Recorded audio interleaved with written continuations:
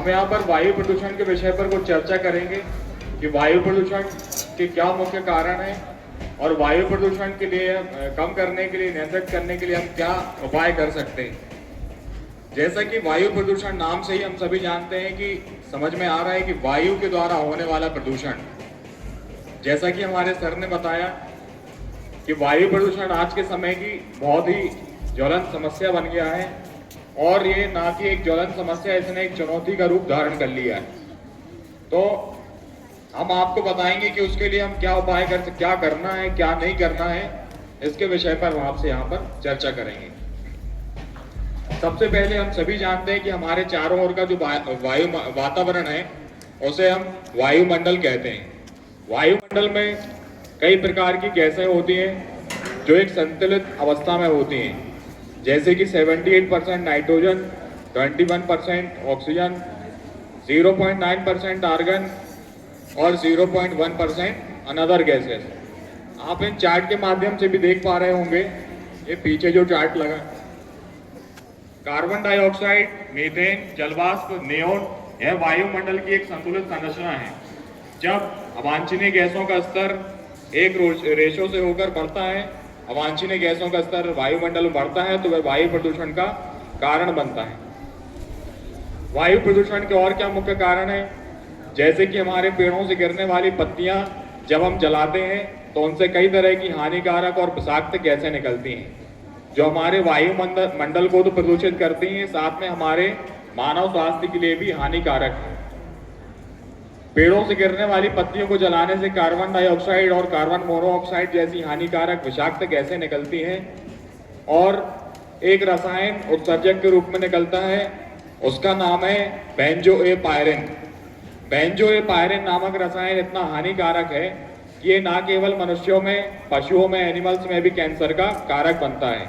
तो हमारी कोशिश ये होनी चाहिए कि पेड़ों से गिरने वाली पत्तियों को जलाया ना जाए, उसकी जगह एक गड्ढा किया जाए कहीं पर और डेली जो पेड़ों से पत्तियां गिरती हैं उसे इकट्ठा करके उसमें डाल दिया जाए और हम देखेंगे कि कुछ ही दिनों में वो पत्तियां सड़कर गलकर बहुत ही अच्छी तरह की खाद बन जाएगी, जैसे हम लीफ मोल्ड या लीफ कंपोस्ट कहते हैं।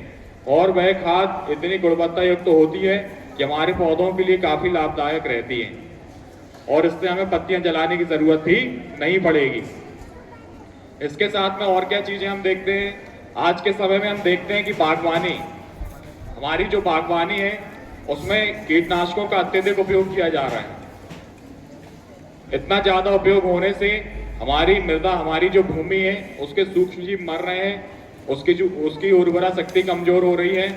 उसके साथ में उससे निकलने वाले फल और सब्जियां जो हमारे घरों में आते हैं, हम उसे खाते हैं, तो वो हमारे लिए भी हानिकारक हैं। और उन फल और सब्जियों को, कीटनाशकों के अत्यधिक उपयोग से निकले गए फल और सब्जियों को नियमित खाने से हमारे कैंसर होने की भी आशंका होती है। तो उसकी जगह हम क्या करें, इससे ना केवल मनुष्य, पशु पक्षी और मत्स्य, मछलियां, ये भी दूषित हो रहे हैं, इनकी भी मौत का कारण बन रहा है। तो उसकी जगह हम एक कोशिश ये कर सकते हैं कि बागवानी में कीटनाशकों का अत्यधिक उपयोग जो हो रहा है उसे ना करें, कीटनाशकों का उपयोग, उसकी जगह जैव उर्वरक, जैव कीटनाशक का उपयोग करें, जैसे गोबर की खाद, नीम की खली का पानी, वर्मी कंपोस्ट खाद, केचुआ खाद और भी ऑर्गेनिक चीज़ें आज के समय पर उपलब्ध है, उन चीज़ों का उपयोग करें, ऑर्गेनिक होना चाहिए। अब जैव कीटनाशक, जैव उर्वरक का ही उपयोग क्यों? क्योंकि जो हमारे जैव कीटनाशक, जैव उर्वरक हैं वो प्राकृतिक तरीके से तैयार होते हैं। उनको जब निर्माण करते हैं तो बनाने की प्रणाली में कोई विषाक्त चीज़ें, जहरीली चीज़ें नहीं मिलाई जाती।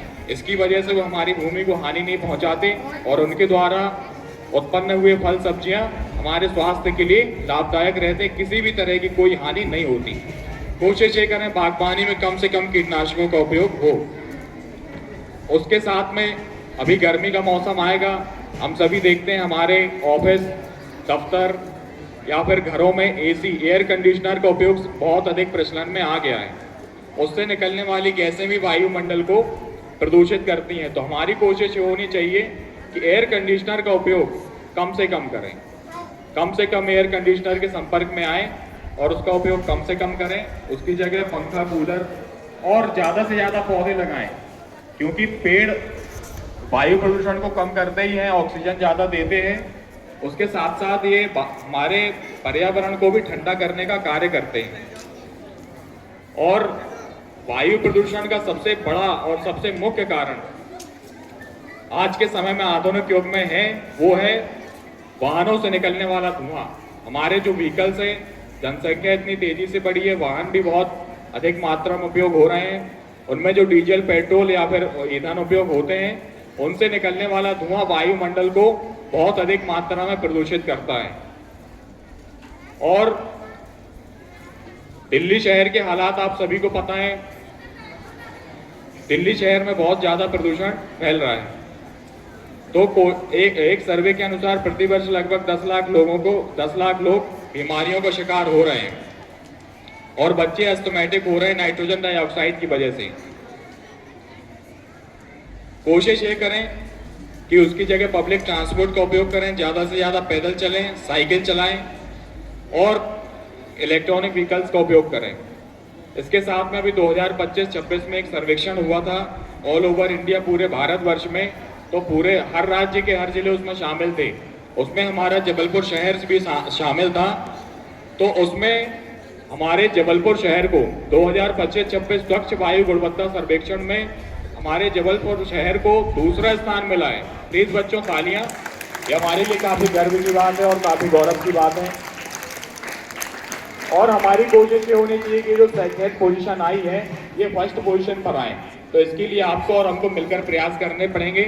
तो आप ज़्यादा से ज़्यादा पेड़ पौधे लगाइए, अपने आसपास स्वच्छता रखिए, कीटनाशकों का उपयोग कम से कम करिए, साइकिल चलाइए, पैदल चलिए, वाहनों का उपयोग कम से कम करें और अपने पर्यावरण को स्वच्छ बनाएं।